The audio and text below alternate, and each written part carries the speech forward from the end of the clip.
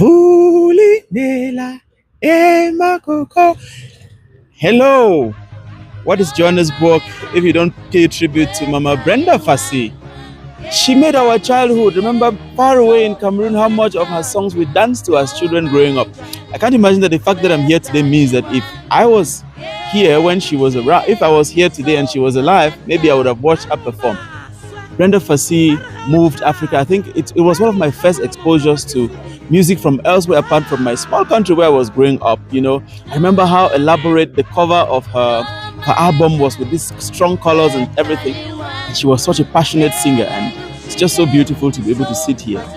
Unfortunately, Brenda died very early. I always never imagined what the world would have been if she was alive in 2010 when South Africa hosted the World Cup. But it's just beautiful to sit here in what feels like paying so much tribute to her here in Johannesburg, here at the theater, Market Theatre here in downtown Johannesburg.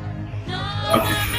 So just to make sure that we have an addendum to the Brenda Fassie video, because when I was there, I also read under, for instance, that she was also called Madonna of the Townships, which is a name that perhaps depicts both her political voice and her background a little bit, but which I found a little bit not too nice, because even if Madonna is a great musician and everything, I do not think that Brenda should be reduced to be compared to Madonna. She was just her personality, great as it was, very special about in her ways, in many ways. Strong voice, strong political sounding, so much courage, and maybe I could add a few fun facts that by the age of 16, she was already a star and had blown out already from choral music to the world through singing with the band Joy and all of that.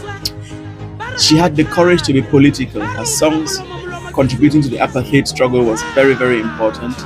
She also had presence in the South African film industry, featuring a lot of soap operas and movies.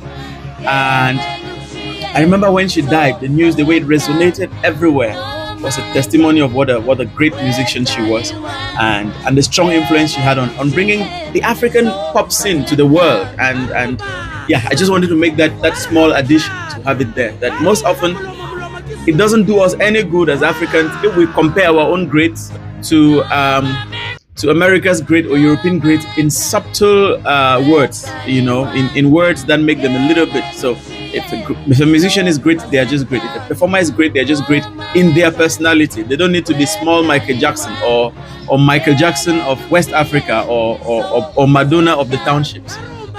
Just a very decolonial perspective on that.